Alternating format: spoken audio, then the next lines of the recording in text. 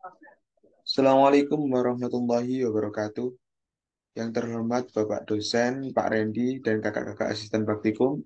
Sebelumnya perkenalkan nama saya Amrul Fahmi Asdiki, mahasiswa program studi D4 Sistem Informasi Geografis Universitas Gadjah Mada. Kali ini akan mempresentasikan sekaligus demonstrasi praktikum pemrograman geospasial desktop acara ke-6 dan 7 mengenai pembuatan aplikasi standalone menggunakan Map WinGIS dan Active Map. Oke, langsung saja pada sebelumnya pembuatan aplikasi standalone atau aplikasi yang tidak bergantung pada sebuah aplikasi lain menggunakan konsep SDLC yaitu Software Development Life Cycle. Yang pertama yaitu planning. Pada tahap planning, pembuatan aplikasi kita menentukan beberapa basis data yang akan dimasukkan.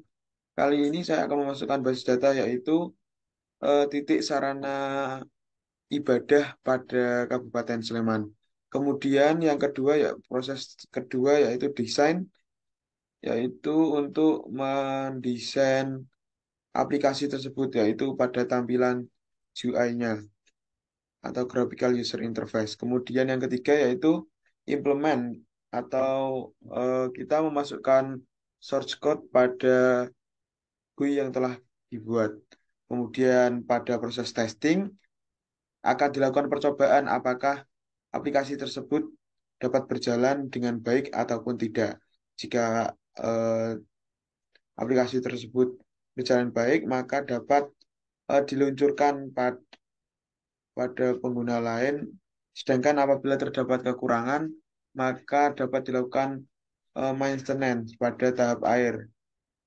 Maintenance tersebut juga dapat menjadi sebuah perbaikan apabila setelah banyak digunakan beberapa user, aplikasi tersebut memiliki kendala ataupun perlu ditambahi fitur-fitur lain, maka dapat dilakukan maintenance untuk memperbaikinya. Kemudian langsung saja kita masuk ke project yang akan kita buat, yaitu aplikasi standalone menggunakan Active Map atau Map dan Mapwin GIS. Kali ini pada tampilan From Main Window dapat diamati ini kemarin kita apabila kita menggunakan dot spasial, sekarang kita menggunakan Active Map X. Jadi di sini bukan map biasa, di sini kita menggunakan Active Map. Di sini juga kita menggunakan legend dari Map with WinG Slide. Di sini juga beberapa fiturnya, ada query, ada edit untuk kita add point, terus export map, help, data analis. Nah, sebelumnya pada pembuatan aplikasi standalone pada acara pada 5 belum terdapat fitur buffer. Di sini saya menambahkan fitur buffer pada tabnya menggunakan Krypton Ribbon. Kemudian langsung saja lanjut ke UI kedua yang saya buat, yaitu UI from add point. Di sini digunakan untuk menambahkan eh, data, menambahkan data pada map yang telah ditampilkan, baik itu menggunakan digitasi secara kursor maupun manual menggunakan keyboard dengan memasukkan titik X dan Y. Di sini juga terdapat beberapa button yang dapat digunakan yaitu zoom in, zoom out, pan, full extend. Ini untuk memasukkan datanya, lalu menambahkan foto dengan browse pada directory folder kita. Kemudian eh, yang ketiga yaitu form pop-up. Nah, ini saya bukakan form pop-up. Nah, di sini menggunakan picture box yang nantinya menampilkan informasi apabila kita menekan layer. Seumpama kita menekan sebuah layer dari kecamatan, maka akan tertampil informasinya berupa foto, nama maupun kalau tema saya ini tentang sarana ibadah, jadi nanti dapat muncul agama apa, tempat sarana ibadah agama apa yang telah ditampilkan pada picture box-nya. Kemudian yang terakhir pada UI-nya yaitu terdapat form buffer. Pada form buffer ini kita dapat memasukkan shapefile, kemudian menghitung distance atau jarak dari tiap titik, yaitu titik sarana ibadah. Sehingga buffer ini lebih disebut sebagai analisis spasial. Sini juga terdapat combo box, terdapat memilih, terus output shapefile. Mungkin langsung saja ke scriptnya ini pada form main window. Jadi kita menggunakan using system, karena menggunakan bahasa C#, maka kita menggunakan cirinya yaitu terdapat awalan using system. Kemudian ada namespace berupa seleman beribadah, kemudian dapat beberapa ketentuan pada form yang ada di dalamnya. Kemudian ini untuk add layer batas admin, add layer jaringan jalan, kemudian add layer sarana ibadah. Kemudian di sini juga bisa digunakan base map. Oh ya, saya tadi belum menambahkan base map di sini. Kita menggunakan radio button yang nantinya pada saat didemonstrasi maka akan menampilkan base map pada di bawah file yang telah kita masukkan sebelumnya. Sini ada base map. Tentunya bisa kita ambil pada website Mapwin.js kemarin.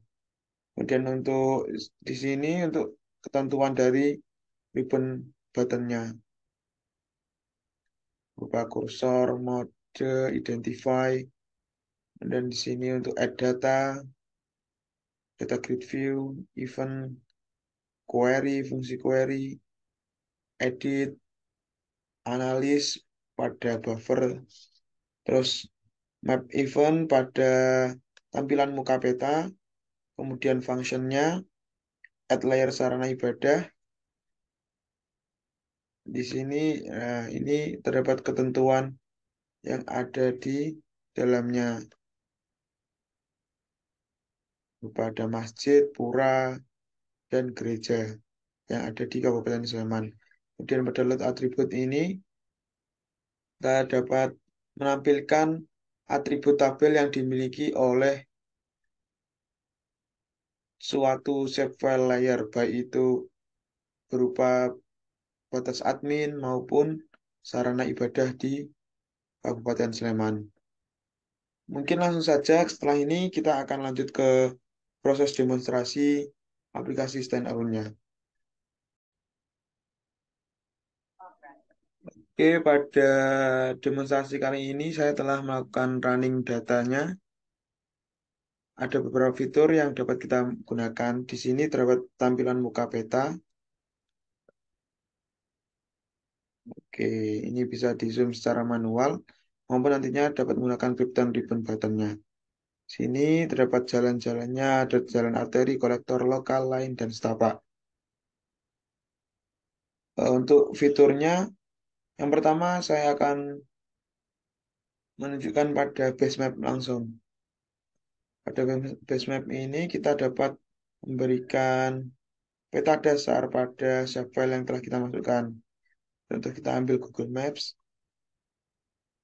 Oke, kemudian ini OpenStreetMap.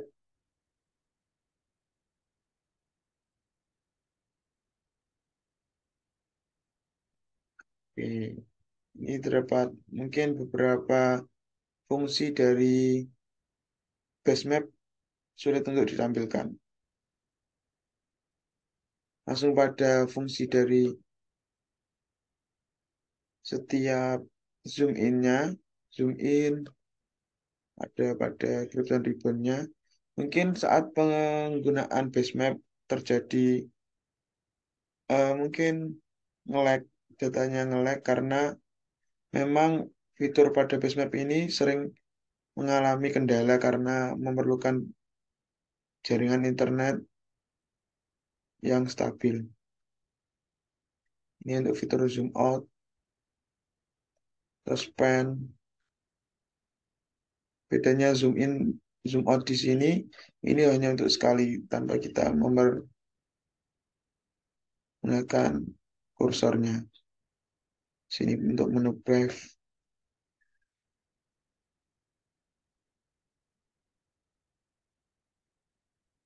saja, sini fungsi query-nya. Kemudian pada fungsi edit atau add point, oke, di sini ditampilkan add point-nya. Mungkin kelihatan di sini.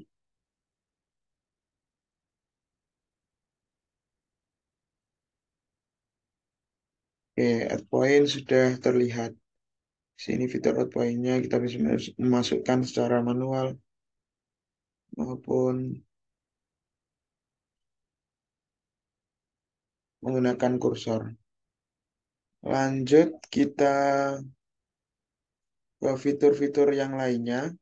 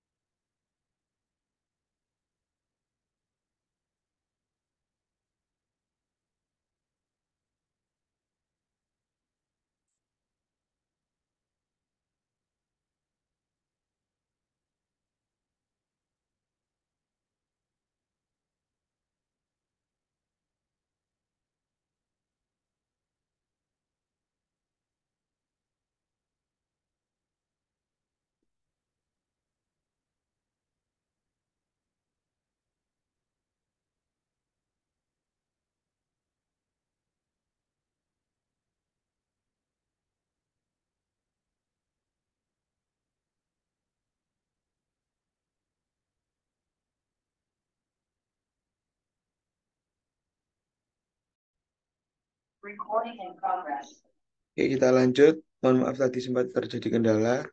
Lanjut pada tab help. Eh, ini terdapat report. Kita bisa export map maupun export table dari atribut tabelnya. Kemudian bisa help, about, untuk informasi dari petanya.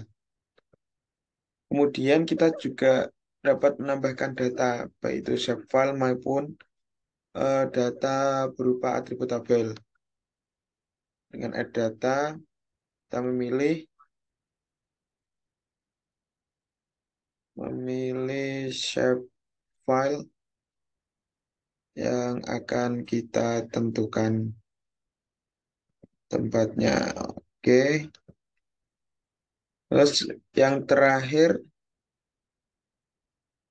nah, apabila shapefile belum dimasukkan, maka akan muncul perintah bahwasanya shapefile belum dimasukkan. Dan pada tab yang terakhir yaitu terdapat fitur untuk analisis buffer. Sini saya share screen dulu.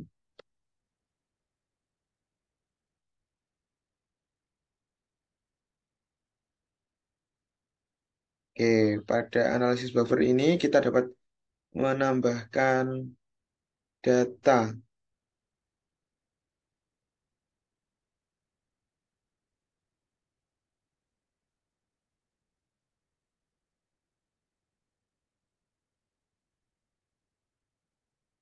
berupa shapefile maupun yang lainnya. Contoh pada RGC ini,